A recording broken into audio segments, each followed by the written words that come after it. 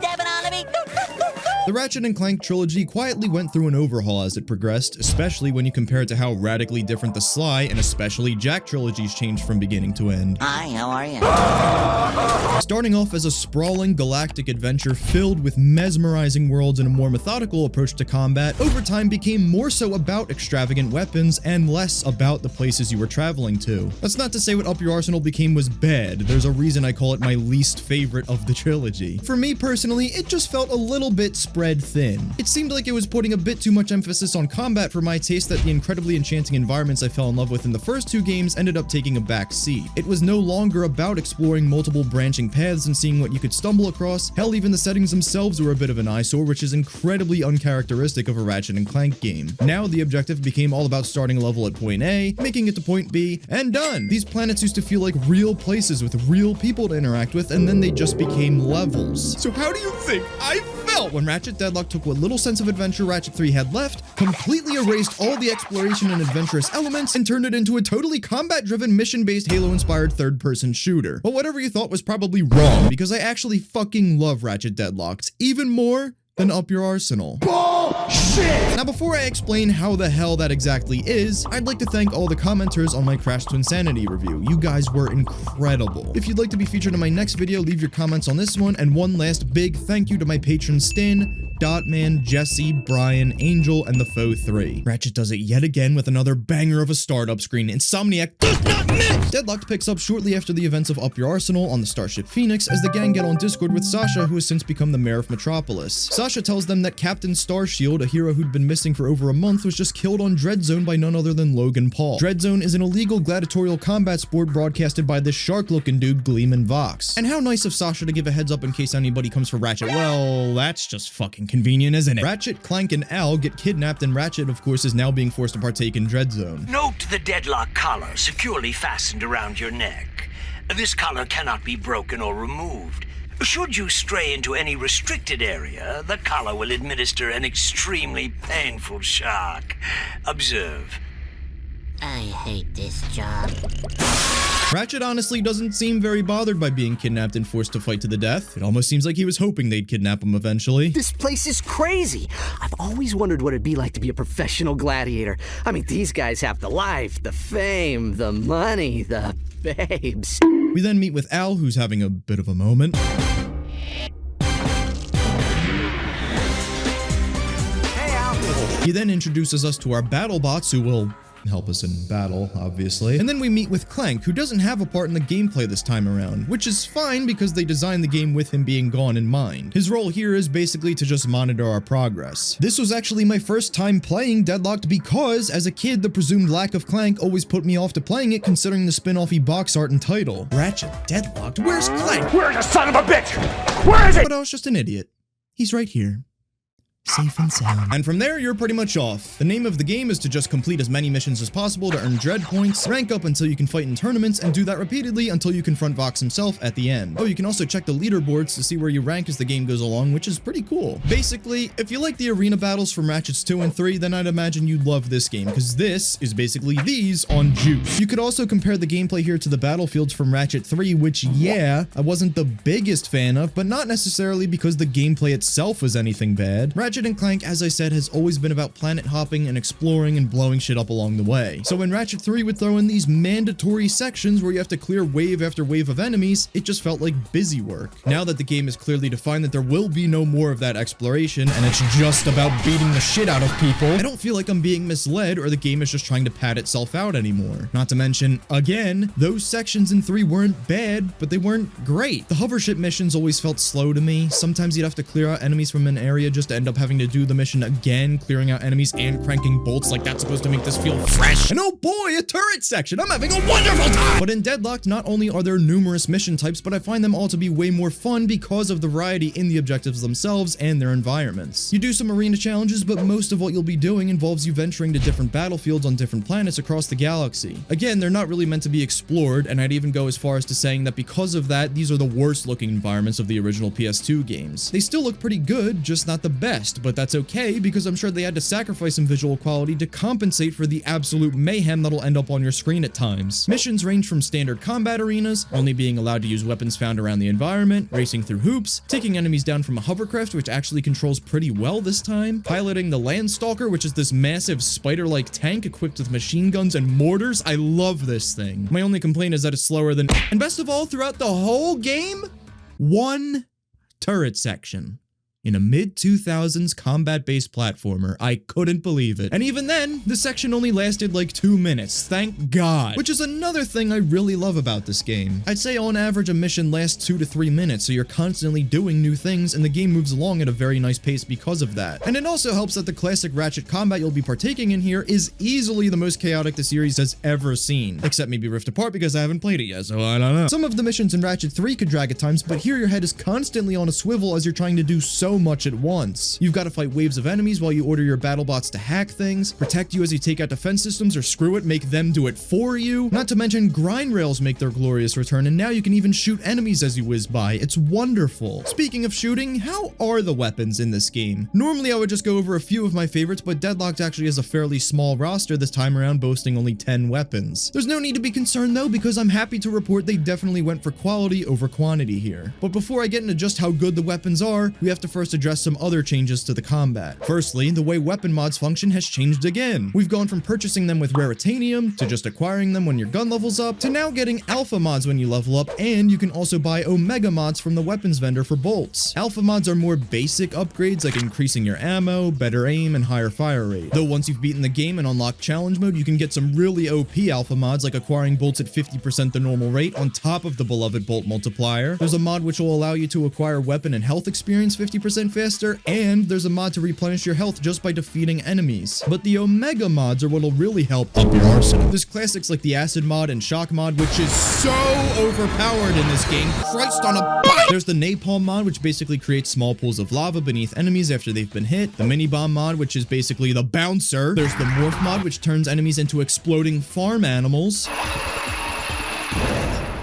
Hooray! Wait a sec, did somebody say Heisenberg?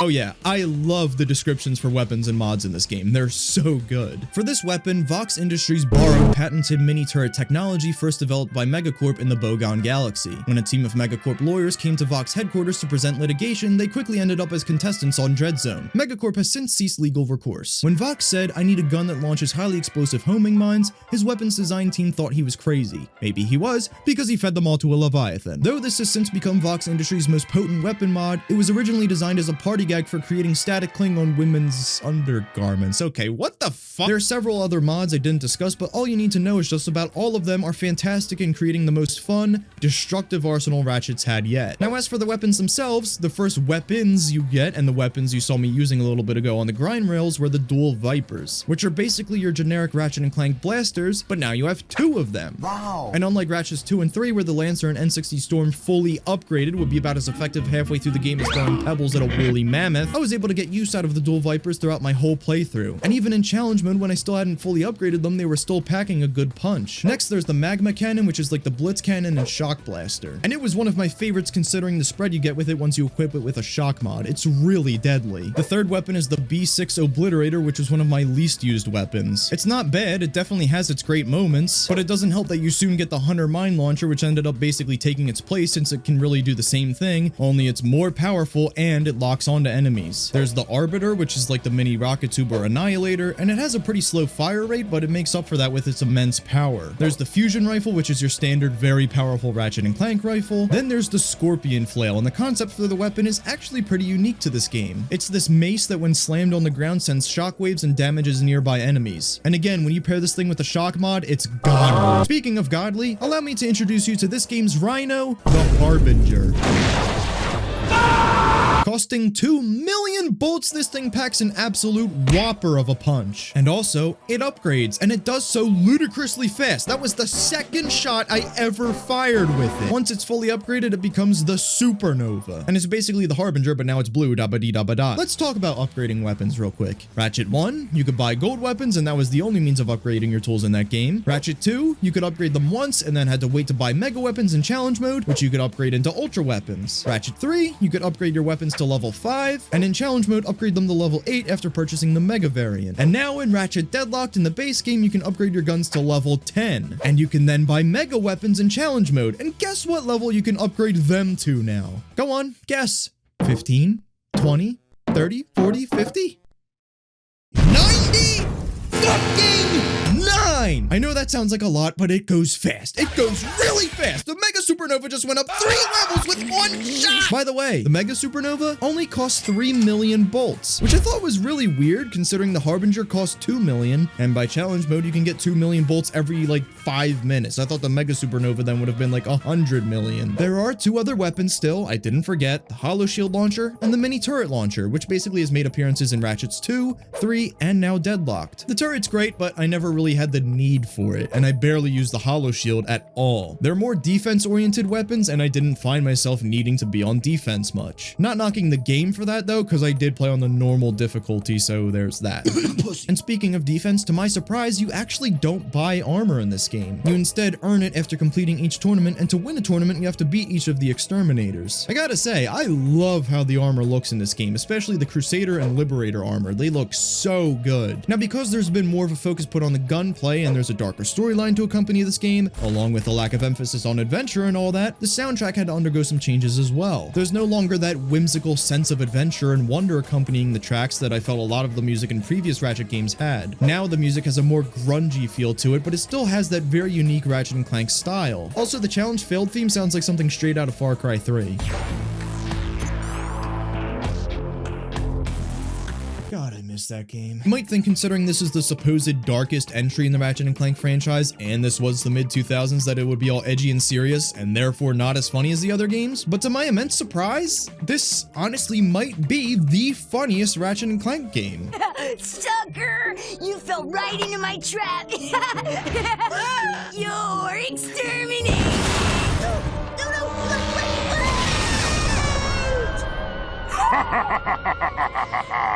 Yo, reactor, slap me some skin!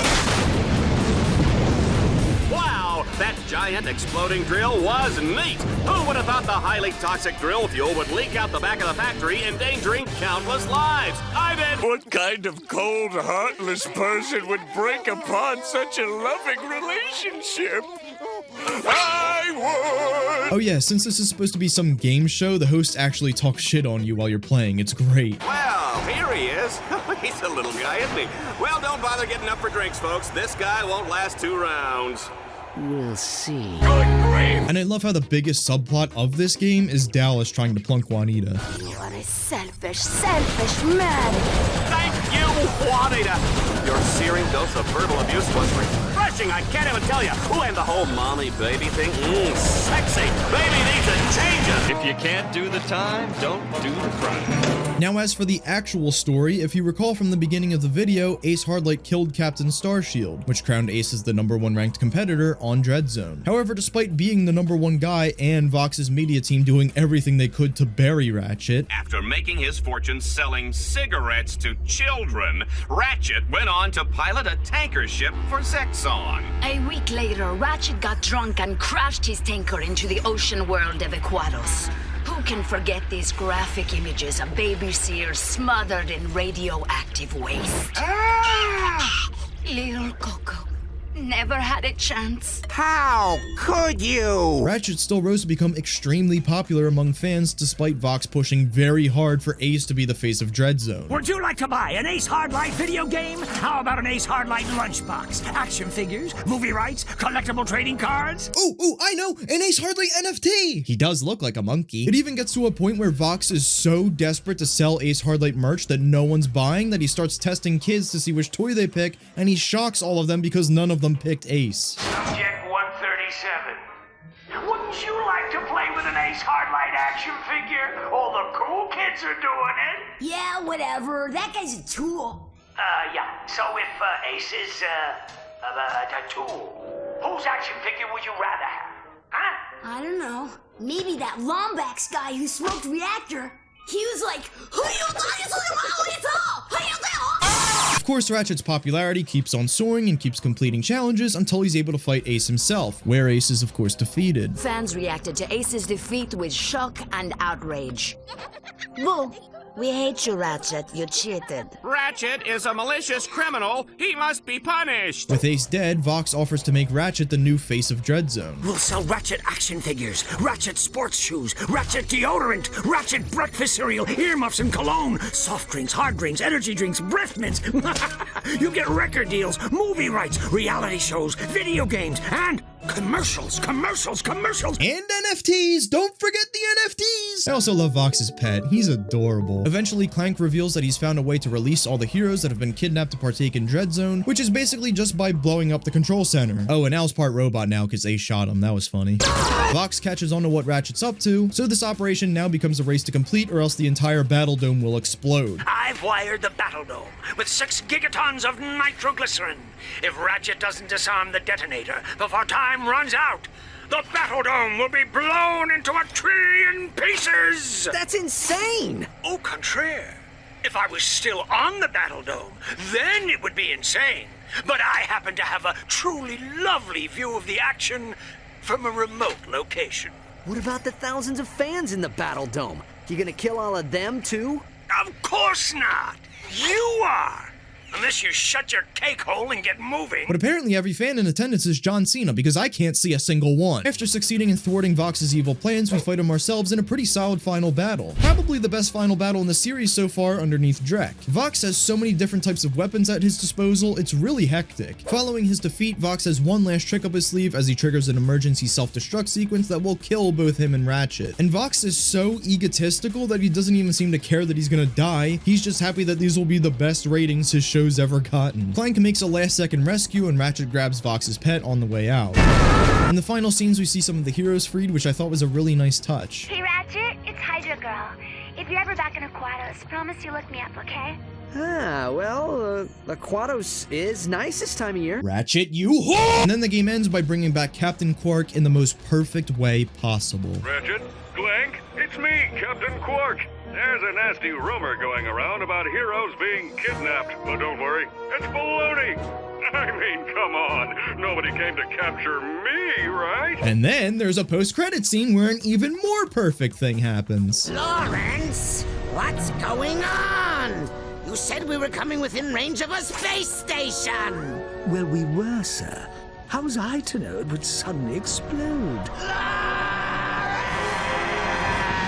Again, I still love Ratchet 3, but it was really starting to veer away from what I really loved about the first 2 games. And even though this game went in a completely different direction from those titles, I ended up absolutely loving it because unlike Ratchet 3, it seemed to really embrace it this time around. While there's not a ton of unique weapons necessarily, there's plenty of mods that can be applied to them that you can mix and match whenever and however you want to make each weapon feel unique. And regardless of how original or not weapons were, I was seriously laughing out loud at times at how ridiculously powerful they were and insanely chaotic things got at times. The BattleBots were a fun addition that added some extra depth to the gameplay, the music was wonderful as expected, and unexpectedly the game was really funny. Gleeman Vox might honestly be my favorite villain in all of Ratchet and Clank. He's so funny, he's such an asshole, he's just so good. Don't you see, kid? I've been doing everything in my power to make you a star. I've transformed you from a worthless nobody into the hottest celebrity in the galaxy. Right. So that's why your news show is slandering me every 6 seconds. Slandering? Why, I was building up your bad boy image. Oh. And this is the thanks I get. Whatever. I had dumbass amounts of fun playing Ratchet Deadlocked, and if you haven't played it yet, don't be a dumbass like me and put it off for any longer. Play it as soon as possible. You might be surprised by how much you like it.